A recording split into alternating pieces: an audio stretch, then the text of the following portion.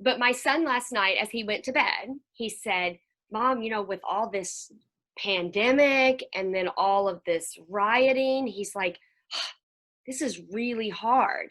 And I said, I know, bud. I said, it's really hard. And I said, so we talked a little bit about anger and behavior and consequences, just a little bit. And I said, I know. I said, it's trying to work through when we get mad, like what's appropriate, or what should we do if we get upset, or what should we do? And so he's like looking at me, and this is one thing I will say, is I tried to validate his feeling, because I can't tell him not to be worried, right? He's gonna worry. Little ones worry. Little ones get anxious and they get mad and they worry and they hurt. And they're always gonna have those feelings, because more than likely, you and I have had those feelings in the last few days, that we have hurt, we have been sad, we have worried. And so we need to be able to kind of hold that space with them. And I told him, I said, yeah, I said, and Mommy will do her best to listen and to protect you. And I said, but you can talk about it if you want. And he's like, I'm good. He felt that, and they will feel that. Oh, there it says my internet connection. Okay, let me know. I'm going to talk, y'all. You went out for just a minute, but just a few seconds, but came back pretty quickly. Just let me know. Now, I want to show you guys a video of my son. I can use this with my own permission because it's my video. Okay, now where did it go? Give me a super second. I just had it on here. Okay. Oh my goodness. Okay, well, I'll show you this one first, because I've got to find the one of my son, because it's a big emotion. So this is what a play therapist does, in case you're wondering. Oh, hey, Andrew, how was school today?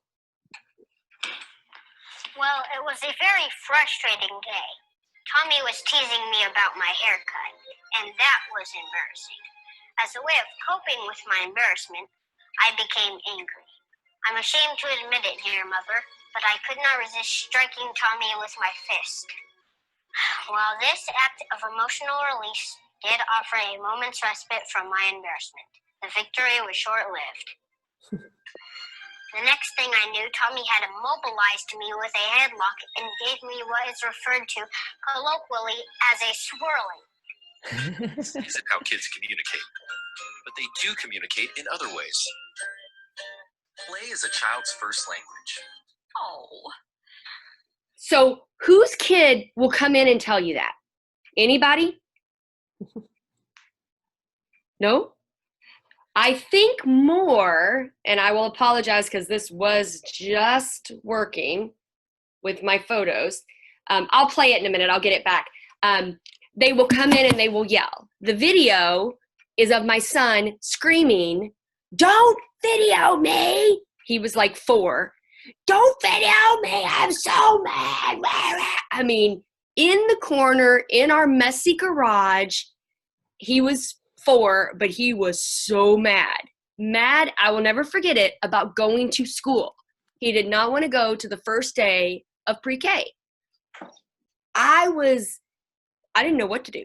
I'm sitting there, and at that point, I was not a counselor. At that point, I was a mom that was frustrated with my child, always throwing fits, high anxiety, yelling, screaming, throwing things. Why do you feel this way? And that's normally what I will see, is that kind of emotion. And he's so little. So when the kids come in to talk to me, I show them my ice cream cone. So here's my visual, okay? I knock it down to a kid level. I say, this is the chocolate sauce.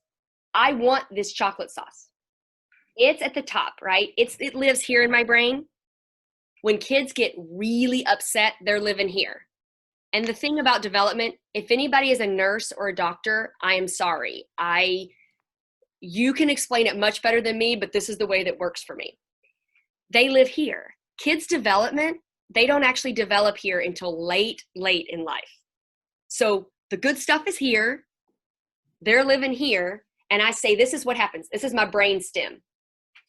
So you're doing this. I said, this is what you're doing. And I want the chocolate sauce onto my cone, mind you, because I like chocolate. How do I get it here? How can I get this chocolate sauce here?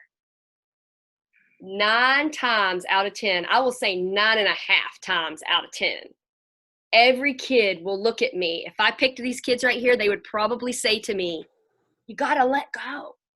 Huh? I got to do this? Yeah.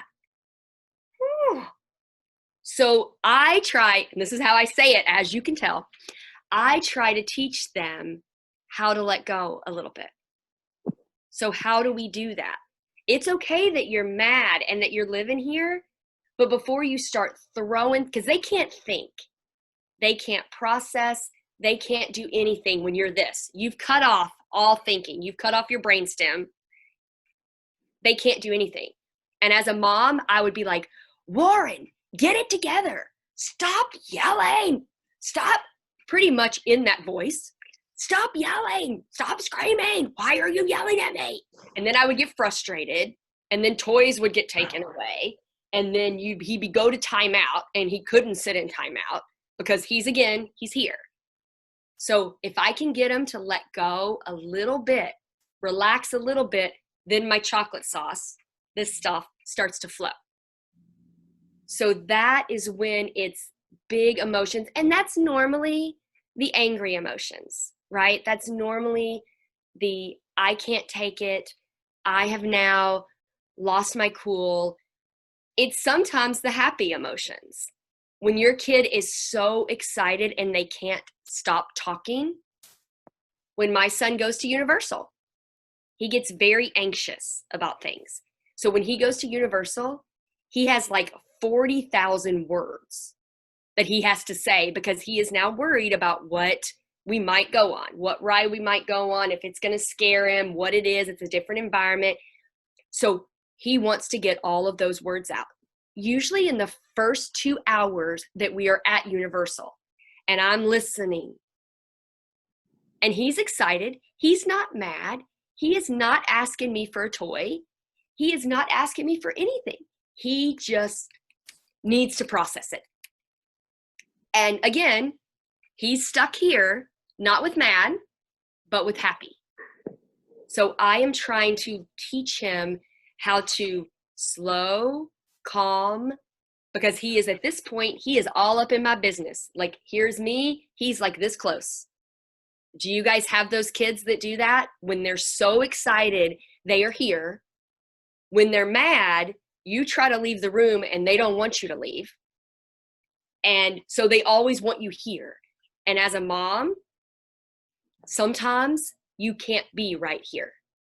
So in a few minutes, we're going to talk about some things that we can do to get these kids to let go.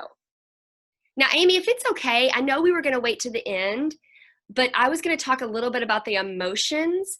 And then if someone, I could probably do it differently. I can wait till the end. I was going to say if someone had an emotion that they want to talk about, but we can do that at the end. We can do everything at the end. Whatever works for you. I just wanted to make sure we can, as long as we have time for them to ask questions, it doesn't matter to me. Whatever was best for your platform, that's fine. We'll go. So I use this a lot with the kids, right? These are just emoji faces. I love emojis. I'm always like, how do you feel? And you'll see in your handouts that, that I sent over this one. So you guys may not have the capacity to have other emotion things like this. I do this on therapy. Like I'll be like, I'll let them pick one. I'll say, okay, tell me when to stop. And they'll stop and then they have to describe it to me. Like, when did they feel that way? And some of them are really simple. Now I will have 4-year-olds that will look at me and say, silly or tired or confused. And some of them will use really big words. Like, well, I'm trying to think of a big word. I have them on here. I was frustrated. For a 4-year-old or a 3-year-old to say frustrated, that's pretty impressive. Usually it's mad, angry, sad. Sometimes I'll put a funny one in like this one, and they go, what is that? And I said, this is always the counselor's answer, right? Well, what do you think it is? Always. What do you think that is? Because they want it. Sometimes they say surprised. Sometimes they say scared. And for me, it's nice to get their frame of reference. I've had people, kids, like 6, that go, that's from the movie, like Scream. And I go, that's interesting. They might know that. And so then that's my frame of reference to look at them and kind of go from there. But I sent you guys this one. This can be something that you have on your fridge. And if a child starts to get a little bit upset, because I know, y'all moms know, when you're like, this is going to trigger and he's about to get upset or she's about to get upset, you can say, hey, tell me how you feel. And they may go over and you can laminate it. They may circle it. They may put a face on themselves. And that might be enough just to get them to let go just a little bit. I also sent this one. A lot of times this is really good. And this is kind of for small ones. It can be for older too. This works for, honestly, the 9-10-year-olds that I have. We are always talking about emotions. We actually throw socks at a poster that I have on my door. We call it sock ball. And we'll throw socks at it and talk about the feelings. But it kind of labels them. Like 5 is the maddest you can be. And so they can kind of label and they can tell you a number. I'm a 4. I'm a 3. They may want to just give you the face. So something, see, there she is. Look, mom can ask her, which one are you today? And a kid can come in and they'll be like, I'm happy. Oh, awesome. And what makes you happy? What made them happy today? Well, I got to play, the dog didn't nip at me. Oh, awesome. When you're thinking they're happy because they got a new toy, it might be because the dog was nice. So those are things that I do to ask the kid to be able to sit with a child. And a lot of times, and I love that we have a little one, there have been so many studies about facial expressions and moms that smile, and kids will respond to that, and moms that look away, even dads, like it'll have a lot to do with what the kid feels and how the kid feels, and knowing kind of what's going to happen with their responses to this anger or to this upset, and to letting them go through that. So now they're there. Okay, so we kind of talked a little bit about angry or sad or mad or whichever, but my big thing is they're stuck. Okay, and I don't know if you guys have stuck kids, but I've had very stuck kids, and they don't know what they're doing. They don't know how to get out of it, and I am getting frustrated.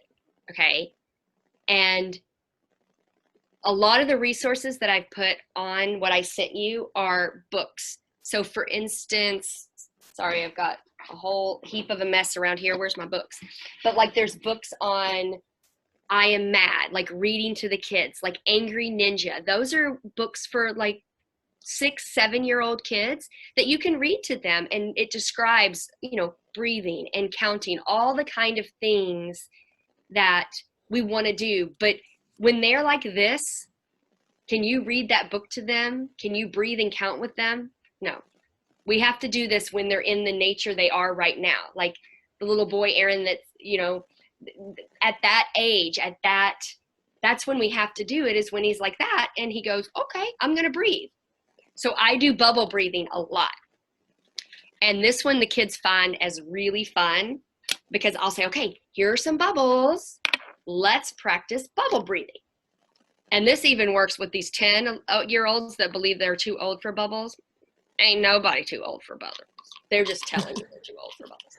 And you go, okay, how do you do this? Well, you breathe in and then you blow out slowly. So the key is really the breathing, okay? Breathe in and then blow out. And so when you do that, you go, and then they will spend the time either blowing on the bubbles or popping the bubbles, whichever one you want. But again, it is also a distraction, but it also gives them a chance to breathe, because they're probably not slowing down. Every now and then, that might work. Again, you will get the kids that say, I'm not blowing bubbles. I'm not listening to Miss Netta. I don't care what she says. Okay. Then I also have balloon breathing, which is also a fun one if the kids can have balloons. Same thing. Like all these little things are, and you can make up some. I have a whole big book of how to breathe, and we kind of go over it. But what's fun is if you have the kid that is very much a I'm rule muted follower. for now, once I start talking again. The one that's a big rule follower, then they will want to do this. Okay. They will be like, you can do balloon breathing like this to where you go, or you can get a balloon and you just go. And then after they do that, they're like, okay. And I'm like, and then you just, sorry, this kind of is noisy. And you just kind of let it go. So the kids can see that, and then the emotion kind of goes away. So these, and I've put a few, and I can send more too, but a few, like the breathe like a bear. I think that one was on mine, where it just has a bunch of different areas, a bunch of different techniques. One of the favorites that the kids love to do in my office is hot chocolate breathing. And for you moms, you can do that with coffee if you want, or hot chocolate. You smell the coffee or the hot chocolate, and then you blow on it to get your energy out. And yes, the kids are getting the hot chocolate, but it's also, believe it or not, they're practicing a skill, and that's when it's fun. Because I'll have kids that come in, they never eat chocolate, and they will want to do, we're doing hot chocolate breathing today, Miss Netta. Okay, let's do that. So just getting them to go, okay, I'm calming down, I'm breathing through the hot chocolate, I'm doing this kind of thing, is a really great skill for them to learn. Now, since quarantine has happened, I've done a lot of like reading and studying on small children or even kids that go to school. And one thing that I've found interesting is mindfulness is big, and I've put on there like Headspace app, Calm app. I've got another app that is just for, it was kind of for kids. I try to look for the free ones, but sometimes there's not as many free ones, but there's like a meditation for kids. And the good thing about those is studies have shown that classrooms and teachers who do like a mindfulness 5 minutes, 4 minutes in the morning before school, actually the rate of going to the principal's office, the rate of recorrection or redirection during the day is gone down. And so if you have one of these mindfulness apps, you can put it on. It has a kid, breathe. And again, the bubble thing is really good. They are trying to feel what their body feels. And so a lot of times we will do that, or we'll do a breathing exercise, or we'll lay down. I'm like, okay, how does the blanket feel on you? I showed you guys Mr. Wiggles. How does Mr. Wiggles, when you're cuddling him, how does he feel against your arm? And really having the kids understand, like feel what they feel. Like, how does this shirt feel on my body? How does the stuffed animal, a lot of kids love the stuffed animals. How do they feel? How can this feel? And getting them to understand and to feel what they feel. Because that way, when you ask them, I'm mad, where are you mad? Kids, most kids under the age of 7 will tell you their brain hurts. After the age of 7, this is what I've seen, they'll tell me their head hurts. I think it's very funny that the younger kids put it as an organ. My brain hurts. And really, it's true. Your brain hurts. Like, they don't know how to describe it. So they go to their brain. And sometimes they'll tell you their tummy hurts. Sometimes their fist hurt. And you'll see them. They'll do this. And even when they feel happy, like they'll be like, oh, my brain, my head is happy. My brain is happy. Okay, that's awesome. So trying to know what they feel and how they're doing things. So those are just a couple of techniques on, hey, what can you do? What do they feel? And then what can you do? Now, I want you guys, because I'm going to open up the chat. I want you guys to tell me, because it's about 20 minutes, but we can still go back and forth if that's okay, Amy, because I want you guys to tell me what your thinking and what you're worried about with your kids. Now, I know Amy had asked me, what about the older kids? Well, to be honest, because I have an older one, sometimes it's harder for them. I like the Headspace app, the mindfulness or the Calm app. I think it's Calm. Yes, it is. They have a Thomas the Train now that it will actually have like Thomas the Train talk to you or kind of go through a little mindfulness thing, which is awesome for those boys who love trains. They also have, okay, for you moms, Matthew McConaughey in Calm will read you a story if you need him to. Like, it's very interesting what they're doing and how they're going at it. But there will be different sounds and different songs and different things, and just to really research it and allow a kid to find what works for him. Some like music, some don't. But for your older kids, my son has a lot of issues with kind of OCD tendencies. So he did a lot of things. He's a fidgeter. He always had to have something in his hand. Normal for boys, normal for girls that their mind moves.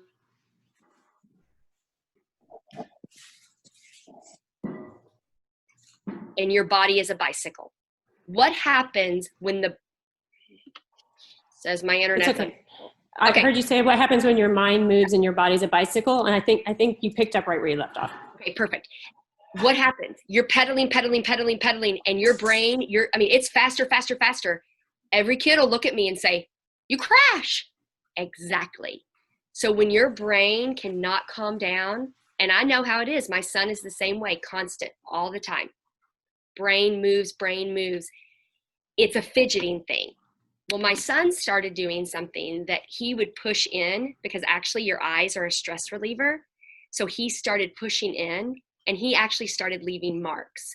And so at that point, my ex-husband and I were like, we've got to get on top of this. Like, this is not okay to leave marks. And to, like, that was kind of a self-harming type of thing. Really, it was a stress relief, but for us, it was kind of harmful. And so again, I'm transparent. We ended up going a medication route because that was the way that we could get him. That's what helped his brain. And there were synapses that weren't talking correctly. However, he did start working through a book called When Your Brain Gets Stuck. So this is kind of a good book for kids and parents. Now, this is what I'll always tell you, is that these books are not for the kid to sit around and go through on their own. They can't do it. I mean, they can, but you're not going to get the results that you want. So you can kind of go through, this is probably, if you were to ask me, I'd probably say 7 to maybe 11 or 12. At 12, they're going to get bored with it. But again, if you kind of go through it, and I have some parents and kids that go through this together, and they come back and they report it into me. And what I do is I tell them that it's mom's homework, like mom or dad's homework to go through this, because it helps them learn how to help them. And then I have one about what to do if you worry. Worry is a big thing. And ladies, with the FSA, actually this year I didn't have to worry about it as much because there wasn't, but right before FSA, I have kids that come in and they are stressed out. And to be straight up, I despise it because it's a test and I don't want these kids to be fearful, but we talk about that. Now, I will always tell parents, I will tell you, I want you to know what is going on. The feeling is normal. The behavior is unacceptable, but we will work to help the behavior. I'm not going to look at a kid and tell them it's okay for you to throw your iPad or your Switch across the room. But what they're feeling before they throw it is what I want to get at, right? I want to get at that to change that. So we talk a lot about worries and putting them in a little box and what can you control? And to be honest, that's a good thing for moms sometimes to think about. What can I control?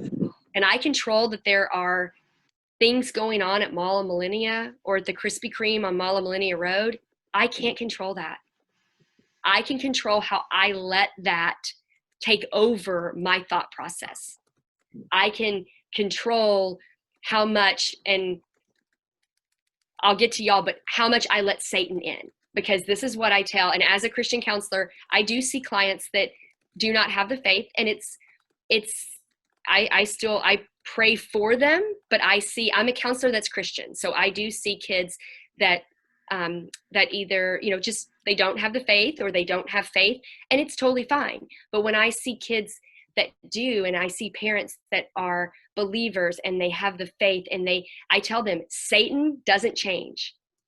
He uses the same things to get at us. And we can't let him be the one that takes over our thoughts. So how do we take those thoughts captive and put another thought in? And I do that because I tell the kids, I say, put it in that little box and give me a good thought. So I try to change the way their brain, like my son looks at me and goes, I'm so stupid. What I want to tell him, and I know y'all have done it too, because I'm a mama, is I want to say, bud, you're not stupid. You're the smartest kid. You're so smart. You get all A's, blah, blah, blah. But at that point, he's thinking he's stupid. So I'm now telling him he's wrong. When I kind of look at him and go, bud, that's really hard. I'm sorry you feel that way. And then I'll start to try to break it down when he's not upset. I'll start to say, well, Warren, why do you think you're stupid? Well, I got an 85 on that test. Okay. What'd you get last test? A 96. Ooh, that's an A. That's awesome. So I try to change the thought process at that point in time. But I try to sit with him so he understands that, okay, mom understands that I feel this way. Mom knows that I'm mad. So that's kind of another technique that I would have for you guys, is when your kid walks up and he's screaming at you, go, oh, you're mad. Oh. And sometimes they'll look and be like, yes, I'm mad. And they get surprised. Like, wow, she knows I'm mad. That's weird. When all the time we know they're mad. All right, let's get to questions because I see some and I don't want to talk the whole time. Okay. So yeah, we've had a couple really good questions come in. Okay. I've been writing some things down too. So the first one is, what age do you see kids being able to start using the emoji charts and being able to understand them? And then what cognitive skills kind of accompany that ability to do that? Excellent. I work with kids from about the age of 2. So I have 3-year-olds that will totally understand. They don't understand a ton of it, but let me show you the one I have on my, sorry, I won't walk fast, but so I have this one. So this one I actually really love. It's how do you feel today? This one's my bigger one for the older kids. But to be honest, if you get a kid that can read that's like 7 or 8, they're not going to want that posted in their house. So that's what I have this one. And what I've done is I've taken socks and you roll the socks up because they can't hurt anything. And then they throw them at the wall. And they'll talk about it. And I play with them. And I'll say, ooh, and one will come up angry. And they'll say, well, when were you angry, Miss Netta? And I'm honest with kids. I say, I got angry this week at my son because he said this. And then they're like, okay. But for them to be able to talk to me about it, then later I go back and say, okay, well, what can we do differently when we get that angry at our sister? And so honestly, at about 3, they can start to do that. And that's a really great question because I put on your resources, there's a book that I found, honestly, at Ripley's, believe it or not, it cracked me up. It was on emotions. And it says sad and puts a face with it. And I meant to send you that as well, but it says sad and then it puts a face with it. And that is wonderful. If you have a little child, like 2 or 3, you're reading them books all the time. I know that. Have them be able to identify because kids need to be able to see that I'm like this and know that I feel sad. I have a toy, he's over there in the room, and a little boy who was 6 the other day looks at me, maybe he was 5, and he said, the eyebrows tell you how people are thinking. And I said, okay, what? I mean, that was amazing for a 6-year-old to realize that my eyebrows and the expression of my face up here, and how important is that these days when people have on masks, like when people are wearing masks, that he knew that the eyebrows could tell you what people are thinking. So kids can pick that up really big. What's the name of that book that from I can put it in the chat, the one that I you got put it Ripley's on Believe It or Not? I did. You did? But Okay. there is a, oops. Am I still here? You're good. Yeah. Oh, You're sorry. still I here. clicked on my Zoom thing and it went. There is also the Becky Bailey Conscious Discipline. I put her information, like you can sign up and there's a ton of free resources. And it's actually really amazing. Conscious discipline is, a lot of schools use it and a lot of trauma-informed schools use it. But there is a printout that you can even just print out that has like sad and then a picture of someone sad. So it has like flashcards that you could print out yourself and you wouldn't even have to get a book. But that is a way that a child will start to learn that,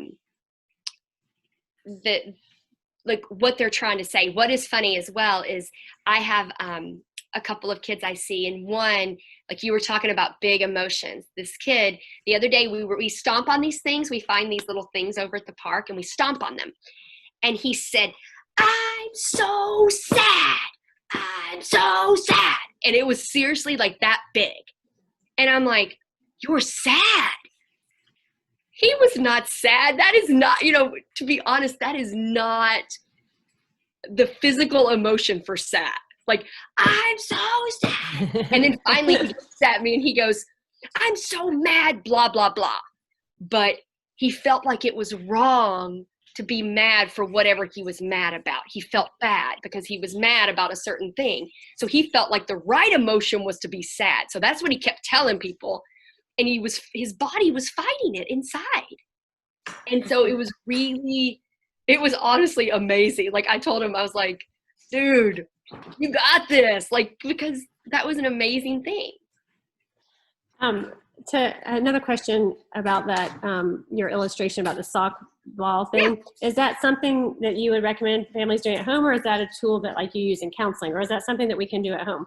I totally would. It sounds fun, I would totally do it at home. Now, what I tell the kids is you can't knock it off but it's funny because I have these other balls that have emotions on them. And a kid the other day goes, "Can I use this?" I was like, "No, that is not soft enough." But these are like the Hanes socks that you would get, you go to the Dollar Tree, roll them up. And it honestly, even if it hit you in the head, it wouldn't hit anything. And so sometimes kids won't be able to hit it and they'll walk up and they'll tell me, they'll like throw one and then it hits sad, but they're not trying to tell me they're sad. So they'll walk up and just punch angry with the sock. Like, and I'm like, "Oh, you're really angry." Because they want to tell me what they're angry about. And they love, I call it softball, and they love it. So yes, you can do that one at home. Okay. Another question that came in was, how can we help an older child who's experienced bullying and the situation gets resolved, or concluded, from a, but then the fallout of that creates low self-esteem. How do you, in your child, how do you manage that? Really, a lot of what I do is called cognitive behavioral. So if you've ever gone to your doctor or your pediatrician and you said something like, I lost you, Netta. am I here? Yes. Okay. I heard you say if you've gone to your doctor. Okay. Thank you. And they've said you need to get CBT, which is cognitive behavioral therapy. And so what you're trying to do is retrain the mind. So in all honesty, in the bullying case, it's really to work on positive self-image, right? And positive self. And with that, it honestly is telling them, and it depends on what age it is. Could you tell me, like, Rebecca, could you tell me what age you might be talking about? Because I have some different ideas. It's just I'm not sure what age. If they're younger, this conscious discipline. Going into 6th grade. Okay, that's a little bit harder one. These I love you rituals, like this is one of the books that I put on there. This is wonderful for parents and kids. It's mostly for younger kids, but it's a lot of just I love you type of thing, spending time with your kid, really asking them where things hurt, because kids are going to, they're not going to understand how they hurt. Now, for the older kids, like the going into 6th grade, I think it's being able to let him talk through that or her talk through that, because they're going to be worried. and letting them know that, oh, this is really hard. And then in a good point, like when they're in a good state, like not when they're feeling really down, is to talk to them and try to change the way they're thinking. Well, how did that person make you feel? Well, they made me feel like I was worthless. Okay.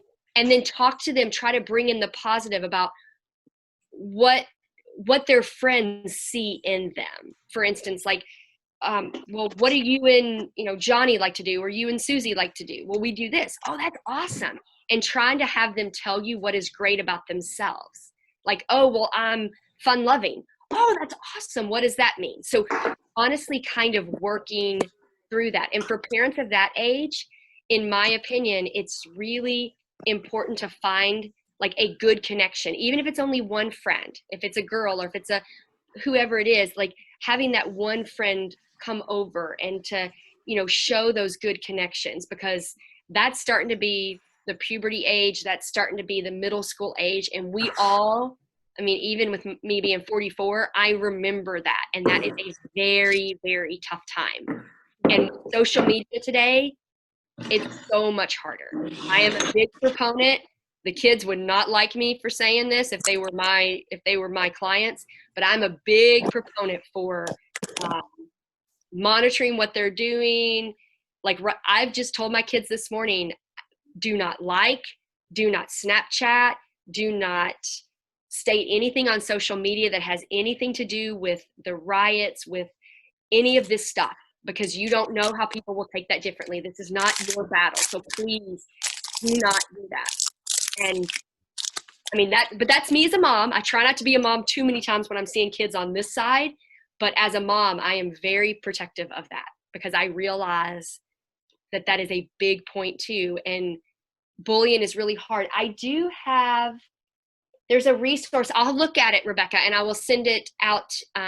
There's a couple of bullying resources that I have as well. And I'll send that to Amy and she can send that out, or I'll send it to Dana and I'll get a few more resources. There's tons of them out there, but the ones that I had sent were the ones that I personally used and personally have.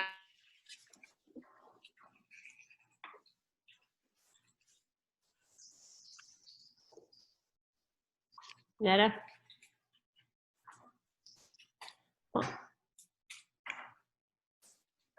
Okay, until she comes back, just so y'all know, once she sends me those resources, I will make sure to add them to the resource document page. So, are you back, Netta? Uh-oh. Okay, she may have to call back in. Let me text her and tell her to try to rejoin.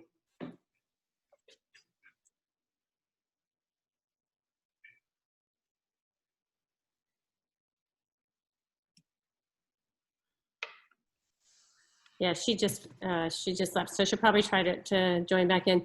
I know that we only have about 4 minutes left, and there's some really good questions in here.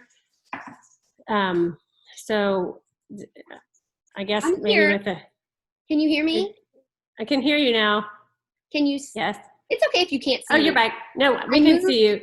I moved to my other office because that one sometimes is spotty. I'm so sorry. I probably should have stayed at home and done it, but that's okay. Well, what I told them while you were gone was that the resources that you send will automatically add it to our resource page, so we'll send those out. I was just getting ready to tell them we only have like 3 or 4 minutes left. I don't know. I want to be sensitive and considerate of your time. I don't know if people need to leave at 11 or if y'all want to go for a few extra minutes. But I can. I'll let you make that decision, Netta, and then. If we go over by 5 minutes or so, is that okay with everybody? I am personally fine with it if you guys want to. Okay, let's see how many. I know some will have to leave. For those of you that have to leave, this is recorded, and so again, it will be on the resource page. And I know some of them have breakout groups afterwards, and so it's pretty time sensitive. So let's keep going with the questions for like 5 more minutes, and then if we need to. If you need to send in something later, I can get it to them. I have lost the questions. I'm sorry, because when I got out, it doesn't. That's okay. I've got them here. Okay. So how do you find? What do you recommend for fear? So with the protests and the riots going on, it says my 11 and 12-year-old, even 6-year-olds kind of sensing that something's going on, getting increasingly fearful about sending their father, who is in law enforcement, out the door. So how can she help them vocalize their feelings, and how can she talk through them with those things? Well, and I think it's very important at that point, the two older ones, I think you can talk to them together about what they're worried about and just letting them voice it, and to understand that, and to look at them and say, oh gosh, okay. But to be honest, the 6-year-old probably should be, kind of over differently. I would say not watching the news all the time. I mean, that's really hard because we want to have it on. But for a 6-year-old, when they see that, they don't understand a lot that's going on. So just being realistic, like, okay, dad's going to work. And for the 11 and 12-year-old, okay, if they're worried about his protection, well, what does dad have to protect himself? Like, being realistic. Okay, dad has armor, dad has a helmet, dad has this, dad has that. Okay, awesome. And then just letting the 6-year-old kind of tell you, don't put words into the 6-year-old's mouth, because they may be worried that dad's gonna get hit by a Coke can, and you may be thinking that they're worried dad's gonna get shot or something like that. And so don't put the words into their mouth, just kind of let them tell you what they're exactly worried about. So just letting them talk it out. Okay. Another one was, what is the best way to communicate with friends and help your children be able to understand that they not being able to be with their friends and family right now during the social distancing thing? That's really hard because so many are. And I know you guys even have it on the Circle of Moms. There's a lot of stuff about coronavirus on there and how the social distancing works. Some people are doing, some people aren't. I would honestly just kind of be able to let them FaceTime if they can, be able to let them Zoom, be able to see them, because it's really hard. The kids don't necessarily understand it. And especially when they see people returning to normal, they don't understand, and they feel like, I am left out. I can't do this.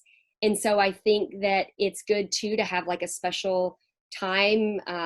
Maybe may sound a little weird, but like if you don't normally let Play-Doh or whatever, take them outside and have them do some Play-Doh. I mean, they need to feel like there's something special for them. So you can look at the resources that you've posted, and I like those a lot. I can send another one out that was developed by therapists about Corona and about social distancing.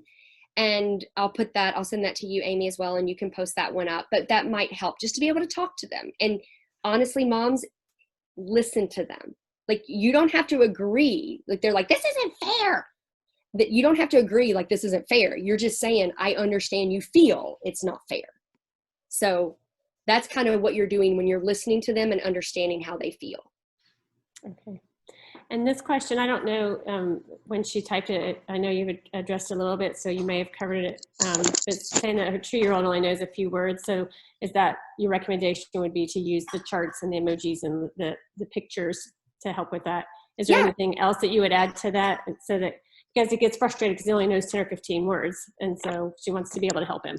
And a lot of times that will happen, and especially kids, even if they happen to be a delayed, I work with some ASD children as well, and when they can't verbally let you know what's going on, it is so frustrating. Mm-hmm. And so they can't tell you anything. So yes, to be able to go happy or sad, but when they look, and if you're using the emoji and it's a happy emoji, and they look and they point to it, go, oh, happy. And I mean, you almost, if you're 2, you've got to be as animated as you possibly can be. So when it's happy, you are overly happy. And then you go sad.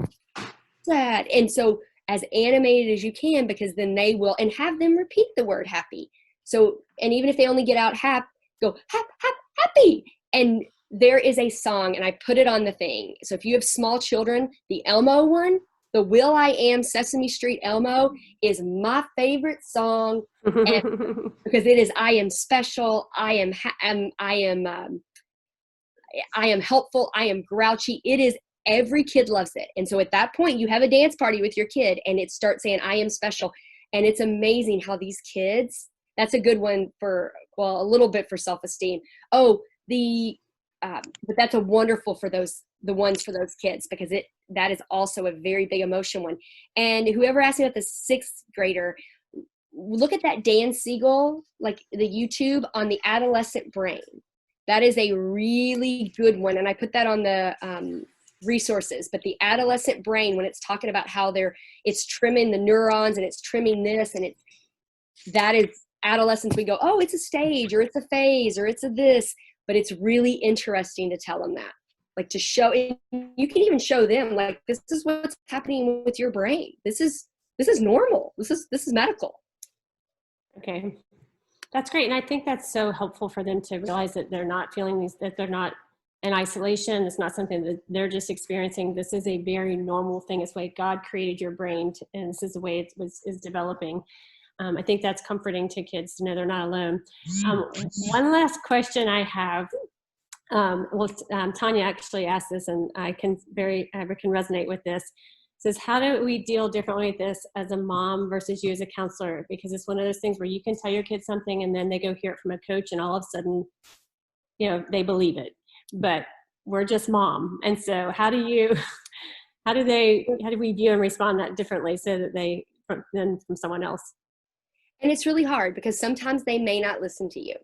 And, my son, he does the same thing. Like, I just try to listen. And I will say there is a book that my husband read, and it was actually amazing because it said there's a difference between venting and wanting to fix something. And I am a fixer.